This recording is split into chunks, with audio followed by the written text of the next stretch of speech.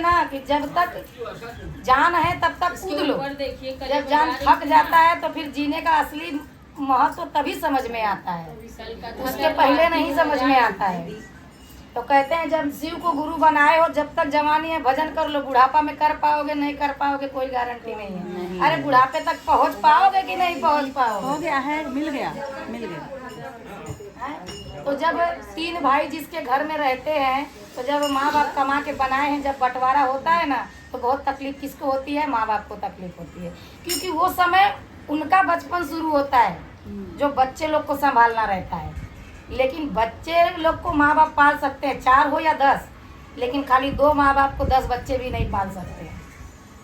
चाहे वो कितना भी कमाए, खिला दिए, सब उड़ा दिए, लेकिन वो लोग 10 रुपया देते हैं तो बोलते हैं कल ही तो दिया था 10 रुपया, खत्म हो गया क्या? हिसाब लेते हैं अपने कमाई का। टाइम ही बन जाती है, 4 महीना हो 2 महीना हो। ठीक वैसे ही जब भाई भाई में लड़ाई हो रहा है तो एक बहन अपने भाई लोग को समझा रही है, कैसे? तो भजन के माध्यम से।